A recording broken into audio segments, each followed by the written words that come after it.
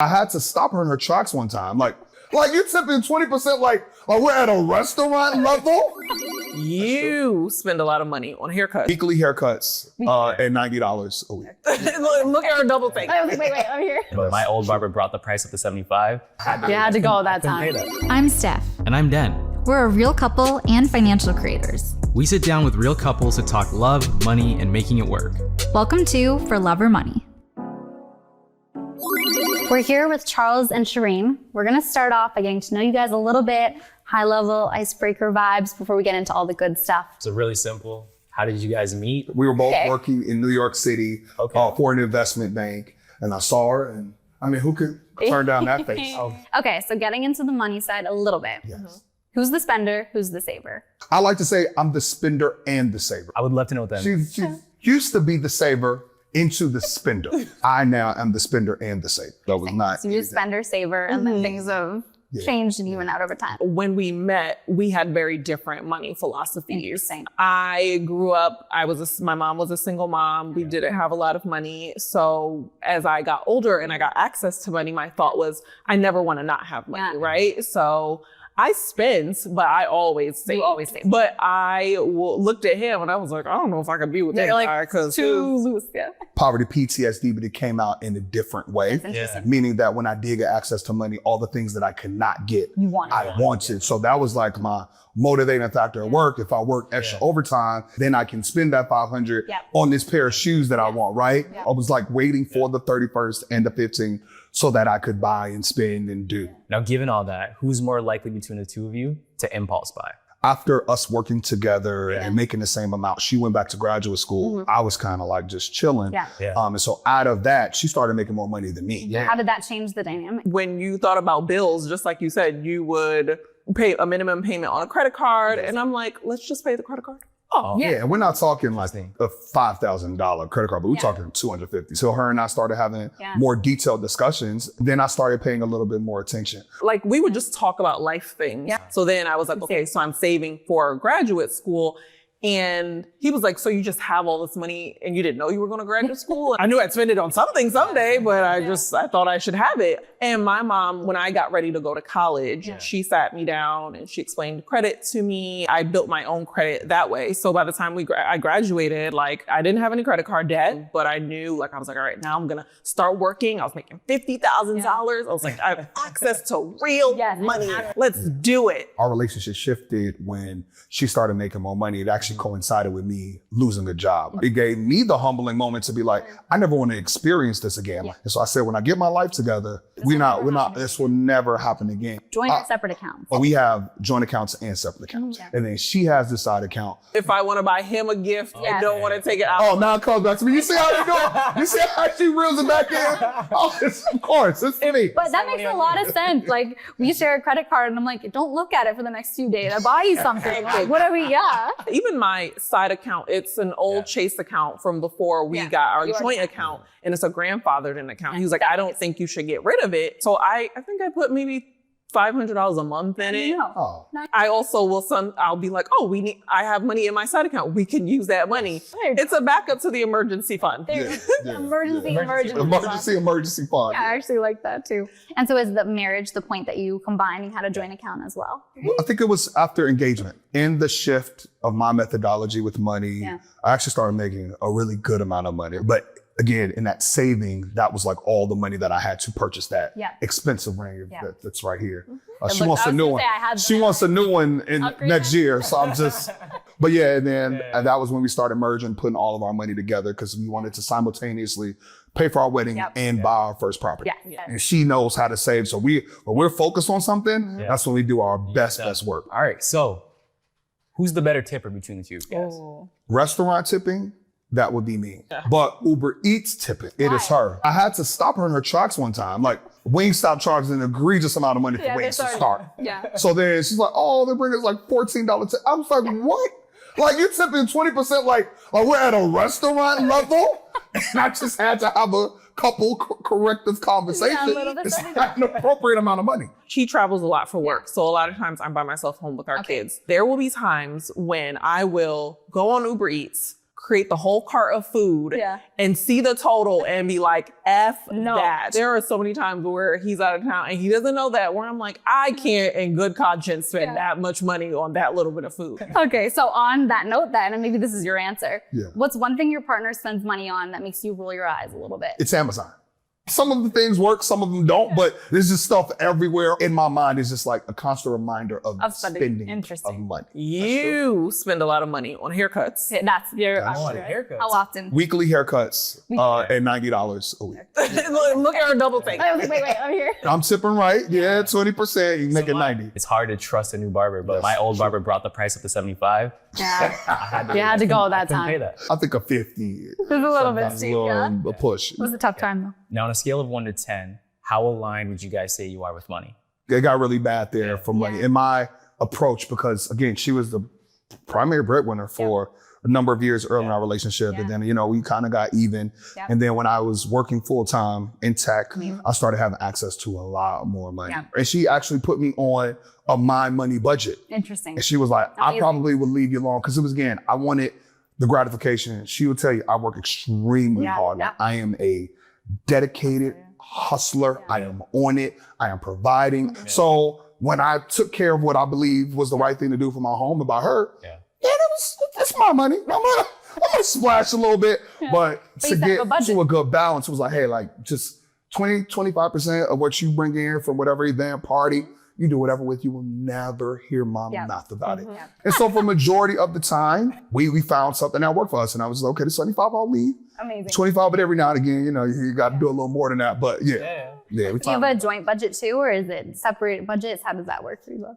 We know if the budget goes crazy, one month we'll look and we'll be like, oh, it's because we bought flights for these 3 trips that are upcoming. You have the explanation behind it. Yeah. So other than that, like, I think those are probably the biggest things that like blow our budget. It's like if we have a trip or we have to like buy something extraneous. Or do something for somebody else. Family needs something. Yeah. I'll get mad at him because like he's not the dad who's like, turn off all these lights. Do you know how?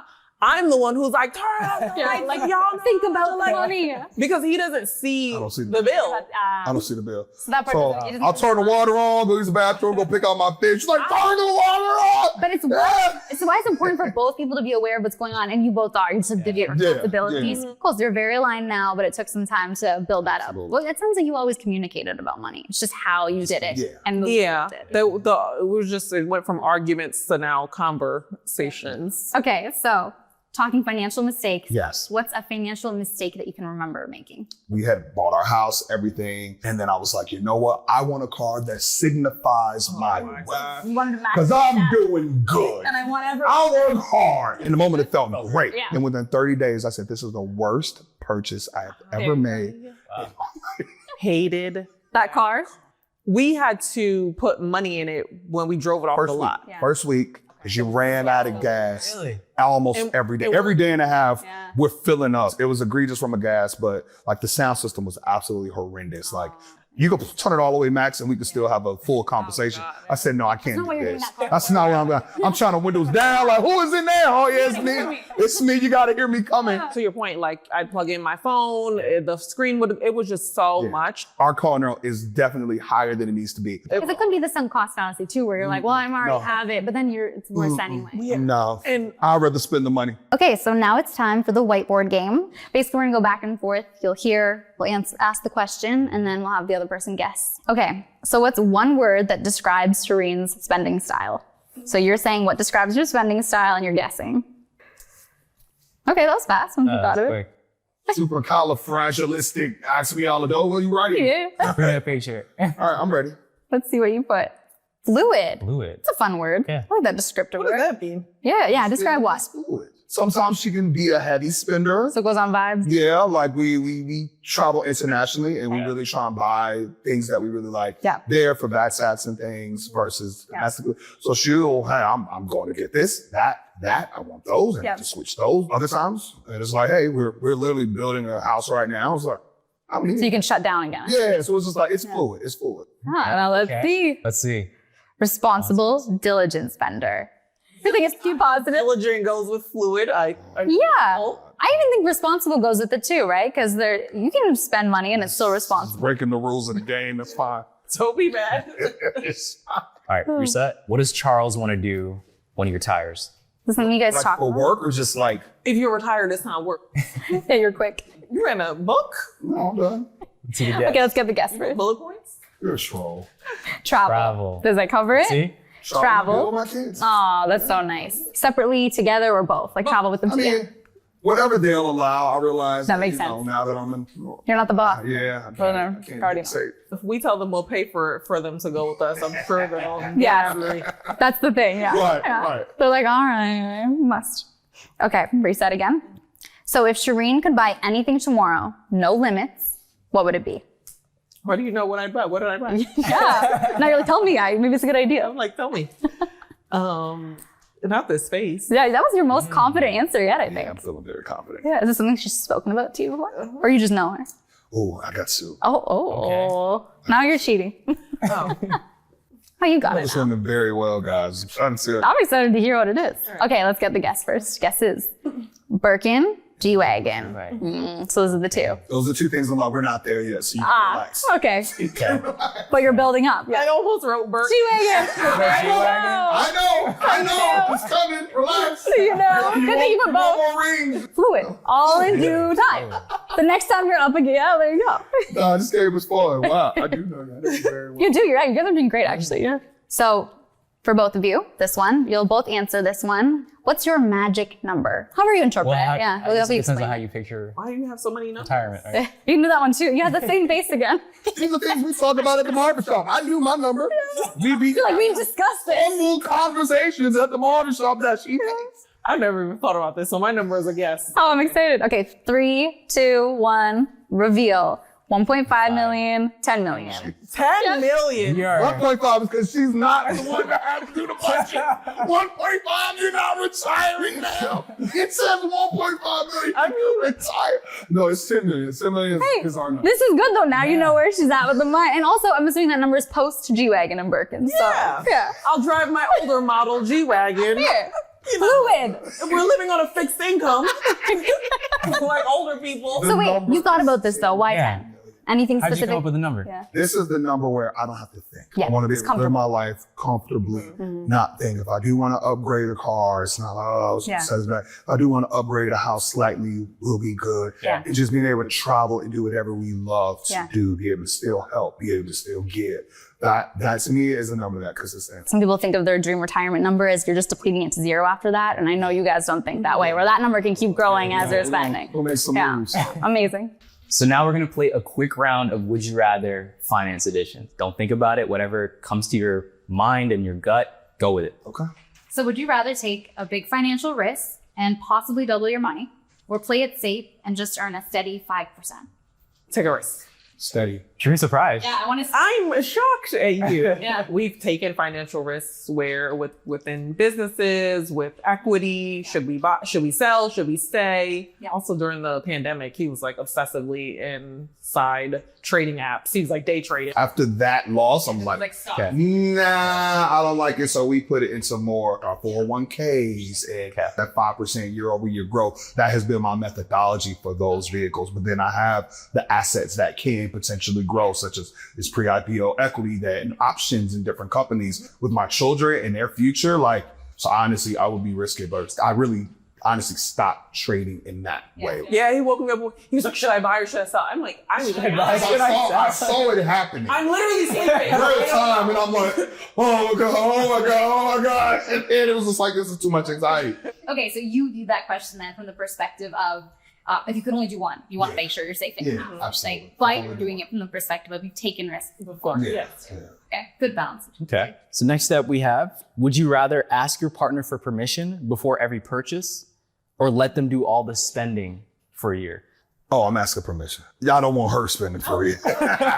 Agreed. I guess I'd ask for permission, but Lord, that's not fun either. Do you have a threshold, like any amount on Yeah. this we don't care about as much? I would say it's categorical Yeah. threshold. Like It's like, Amazon's fine. like if it's a crazy food purchase, like, oh, I want to get Wagyu steak imported. It's like $500 though, you know what I mean? Which is not a big sum of money in the grander scheme of things. But for the category, it's like, $500? What type of steak is this? You understand what I'm saying?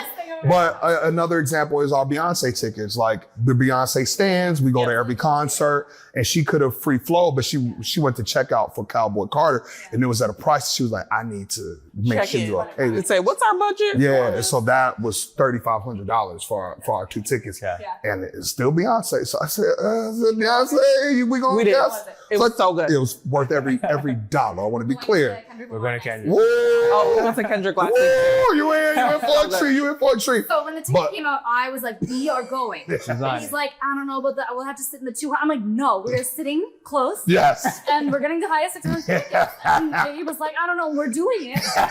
It's already done. Yes. It's already done, actually. Yeah. So we feel you there. Love. Okay, so next one. Would you rather have $1 million in savings or a guaranteed 100K salary per year, but with no savings? 100K. I was gonna go $1 million. Just don't money. That's seed money. I view that $1 million as seed money for something, to make significant for something else more out of that. Okay. I feel like with the $100,000, you could be in a hamster wheel of consistency, which is good. I wouldn't have to take huge risks with that $1 million. I could still have 500,000, take a 500,000 risk that could, or a business that could generate generational wealth. Or you could start a business where you lose your 500,000 and now you only have 500,000 less. Your life. All right, so now that we've kind of had this conversation, we're going to take a deep breath, take a look back at everything that we talk about, and kind of hear what you guys thought about the conversation and what you want to do moving forward. I think what we've realized is money comes and money goes, but being focused on one another and knowing that we're working towards a goal together, I think will always trump anything. Us being grounded as in who we are and what we've built together and what we know we can build together, I think is the most important thing. We have flexibility. We have fluidity. We know when to shut it down, when we can live a little bit. And I just know that for my beautiful wife, that all I need is $1.5 million to make her happy. So my job here is done. I can make your dreams come true. I can chill. Let's just relax. And I think it's really beautiful when you can see that people got together early and had this foundation built. And you've had this, it's not like one clear path, it's kind of like the stock market. Upside down, trending upwards over time, and you're growing together. It's about that progress to get it too. And I see continuous bright spots for you both. Thank you. Thank you. Love and money don't always mix, but talking about it makes all the difference. Drop a comment. What's one money conversation that you and your partners still haven't had?